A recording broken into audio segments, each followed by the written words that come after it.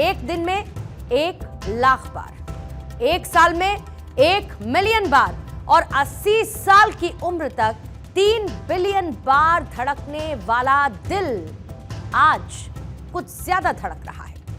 इसकी वजह है एक डर, वो डर जो दूर देश से कहीं पर आया है।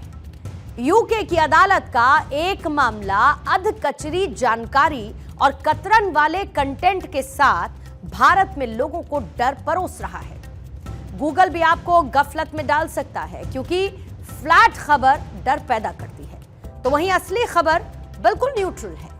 तो आइए सबसे पहले फ्लैट खबर आप सुनिए। एस्ट्राजेनेका कंपनी ने यूके की कोर्ट में यह माना कि उसकी वैक्सीन के साइड इफेक्ट से क्लॉट हो सकता है, जिसके कारण स्ट्रोक और कार्डियक अरेस्ट जैसे लक्षण आ सकते हैं। कंपनी ने यह बात एक शिकायतकर्ता जेमी स्कॉट के आरोप के बाद कबूली। शिकायत में कहा गया था कि इस कंपनी की कोविड वैक्सीन लगवाने के बाद उनके खून में थक्के यानी कि ब्लड क्लॉट जमने से दिमाग में एक स्थायी चोट लग गई थी। एस्ट्राजेनेका की कोविड शील्ड को भारत में सीरम इंस्टीट्यूट ऑफ इंडिया ने बनाया था। अब इस फ्लैट खबर को लेकर देश में डर का माहौल है। ऐसे में सबसे पहली बात तो हमें यह समझनी होगी कि वैक्सीन बनाने वाली कंपनी ने कहा क्या है। क्या यह कहा गया कि वैक्सीन लेने वालों में खून के थक्के जम रहे हैं, या कुछ मामले में ऐसी रिपोर्ट आई है?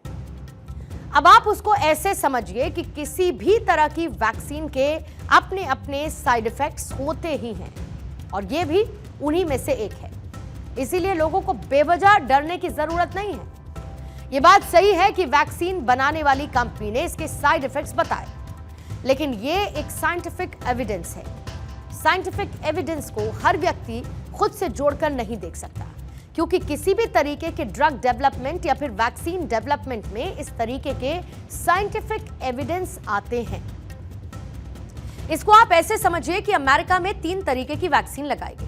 पहली फाइजर, बायोएनटेक, इसके बाद दूसरी मॉडर्ना और तीसरी रही नोवावैक्स।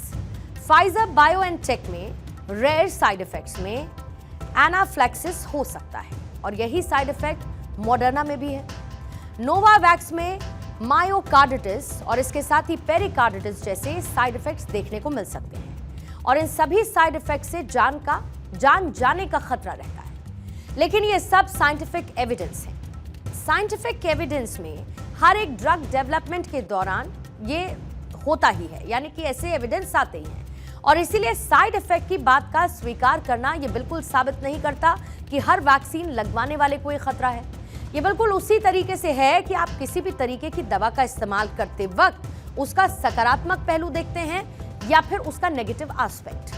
अगर आप नकारात्मक पहलू देखेंगे तो ये डर बना रहेगा, यानी कि दिल की धड़कनें बढ़ी रहेंगी, जबकि उसका सकारात्मक पहलू ही जीवनदायी होता है।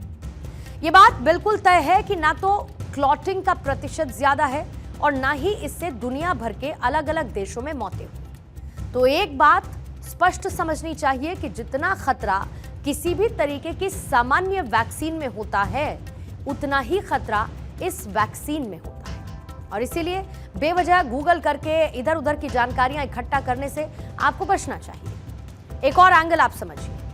महामारी कभी सालों पहले बताकर नहीं आती। महामारी जब आती है तो सबसे पहले उसे खत्म करने पर काम होता है, उसको कंट्रोल करने पर काम होता है। कोविड-19 के समय वैक्सीन का डेवलप होना ही सबसे सफल और कारगर तरीका था। जिस वैक्सीन को पूरी दुनिया ने लगाया उसमें बाकायदा सफल क्लिनिकल ट्रायल किए गए और इसीलिए ना कोई शंका रही, ना ही कोई संशय, ना कोई शक शुबा। और हाँ, रेयर साइड इफेक्ट के बारे में भी जरा आप समझिए। न्यूजीलैंड की दरअसल एक रिपोर्ट में टीटीएस के संभावित खतरे के बारे में बताया गया और इसके अधिकतर मामले 60 साल से कम उम्र की महिलाएं और वैक्सीन लगवाने वाले के 4 से 42 दिन के भीतर देखे गए, यानी कि साइड इफेक्ट भी आपको 42 दिन के अंदर ही देखने को मिल सकता है। इस पर सबसे पहले एक्सपर्ट्स की राय क्या है, सीनियर डॉक्टर से आपको खुद सुनवा देते हैं। ने खुद एडमिट किया है कि कुछ वैक्सीन से नुकसान होते थे, जैसे कि प्लेटलेट्स का कम हो जाना, खून का जमना या हार्ट अटैक ज़्यादा होना या ब्रेन स्ट्रोक होना, आम लोगों का डरना कि जो हमने वैक्सीन लगवा ली उससे हम ये नुकसान तो नहीं होंगे, जो आम लोगों का सोचना, जो हार्ट अटैक्स यंग एज में ज़्यादा हो रहे हैं, उसकी वजह कहीं ये कोविशील्ड वैक्सीन तो नहीं थी। तो मैं कहूँगा कि ऐसा मत सोचिएगा। पहली बात, जो ऑल ओवर इंडिया जो लास्ट वैक्सीन्स लगी हैं उसको लगे हुए 2-3 साल हो चुके हैं, अब तो उनका असर ख़त्म हो चुका है। तो लेकिन उस टाइम जिस टाइम देश में पेंडेमिक कोविड-19 का चल रहा था, उस टाइम बचाव बहुत ज़रूरी था। और मैं कहूँगा चाहे छुटपुट नुकसान होंगे भी तो भी फ़ायदा इतना ज़्यादा था, लोगों में दहशत इतनी ज़्यादा थी कि अगर उस टाइम वैक्सीन ना बनती तो लोग सोच सोच के मर रहे थे कि हम कैसे बचाव करें। यहां पर बिल्कुल क्लियर कट आपको यह समझना होगा कि वैक्सीन का अचानक हार्ट अटैक से कोई लेना देना नहीं। हमारे देश के साइंटिस्ट ने इस पर लगातार रिसर्च की और उनकी रिपोर्ट भी सामने आई, जिसमें स्पष्ट रूप से बहुत ही क्लैरिटी के साथ ये कहा गया कि वैक्सीन का सडन कार्डियक अरेस्ट से कोई संबंध नहीं है। अब रही बात खून के थक्के यानी कि ब्लड क्लॉट जमने वाली बात, उसको आपको समझाते थे। इस पर आगे भी रिसर्च होते रहेंगे। देश और दुनिया के सभी वैज्ञानिकों को पता है कि किसी ना किसी दवा या वैक्सीन के साइड इफेक्ट्स तो होते ही हैं, जैसे कि ICMR Indian council of medical research ने बीते साल नवंबर में इस सवाल का जवाब ढूंढने के लिए एक बड़ी रिसर्च की और इस रिसर्च में 1 अक्टूबर 2021 से 31 मार्च 2023 के बीच हुई ऐसी घटनाओं का विश्लेषण किया गया जहां पर 29,000 से ज्यादा लोगों की अचानक से मौत हुई। जैसा कि आपने कई वीडियोस भी देखे होंगे कि किसी की जिम में मौत हो जाती है, किसी की कोचिंग क्लास में, किसी की डांस करते करते अचानक से जान चली जाती है। इन सभी लोगों की मौत की जांच हुई, संख्या थी करीब 29,000 और इन सभी मौतों का जब विश्लेषण किया गया तो यह पता चला कि इसमें ज्यादातर लोगों की मौत पहले से मौजूद किसी बीमारी की वजह से हुई या फिर किसी दुर्घटना की वजह से हुई और इसमें 729 लोग ऐसे थे जो अपनी मृत्यु से कुछ समय पहले तक बिल्कुल स्वस्थ थे, लेकिन अचानक से उन्हें हार्ट अटैक आया और उनकी मौत हो गई। आईसीएमआर ने इन सभी 729 लोगों की मौत की जांच की और इनमें से कुल 133 लोग ऐसे थे जिन्होंने कोविड की एक भी वैक्सीन नहीं लगवाई थी। 145 लोग ऐसे थे जिन्होंने कोविड वैक्सीन की एक डोज ली थी। 401 लोग ऐसे थे जिन्होंने 2 डोज ली थी और 31 लोग ऐसे थे जिन्होंने कोविड की तीनों ही डोजेस ली। जो ग्राफिक इस वक्त आपके सामने है वो 729 वो लोग जो मौत से पहले बिल्कुल ठीक थे। किसने वैक्सीन की कितनी डोजेस ली वो भी इस वक्त आपको नजर आएगा, लेकिन आईसीएमआर का यह कहना है कि इन सभी लोगों की मौत की वजह कोविड की वैक्सीन नहीं है, क्योंकि आईसीएमआर ने जब इसकी गहन जांच की तो इन सभी मृतकों के परिवार वालों से बात की, मृतक के लाइफस्टाइल के बारे में जांच की, तो ये पता चला कि मरने वालों में से 10% लोगों की फैमिली हिस्ट्री रही है, यानी कि उनके परिवार में पहले भी किसी न किसी की ऐसे ही अचानक मौत हुई। 18% लोग ऐसे थे जो जरूरत से ज्यादा शारीरिक गतिविधि कर रहे थे और ओवर एक्सर्शन की वजह से इन लोगों की अचानक से मौत हुई। ये वो लोग थे जो कोविड के बाद जब फ्री थे और टाइम को किल करने के लिए अचानक जरूरत से ज्यादा वर्कआउट कर रहे थे, जरूरत से ज्यादा भागदौड़ कर रहे थे। 27% लोग ऐसे थे जो कि धूम्रपान यानी कि स्मोकिंग करते थे और ऐसे ही 27% लोग शराब का सेवन करते थे और इसमें भी 7% लोगों को शराब की लत थी, वो रोजाना बिंज ड्रिंकिंग करते थे। यानी कि स्टडी में यह बात सामने आई कि देश में कोविड-19 वैक्सीनेशन से युवाओं में सडन डेथ यानी कि अचानक मौत का खतरा नहीं बढ़ा। स्टडी में यह भी कहा गया कि कई फैक्टर्स ऐसे रहे जिसमें असमय मौत की संभावना बढ़ी।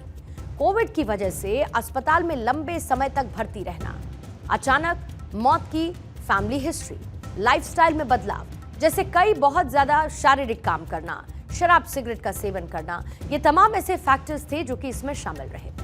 और अगर साफ साफ कहूं तो हमारा बदलता लाइफस्टाइल हार्ट अटैक का कारण बन रहा है।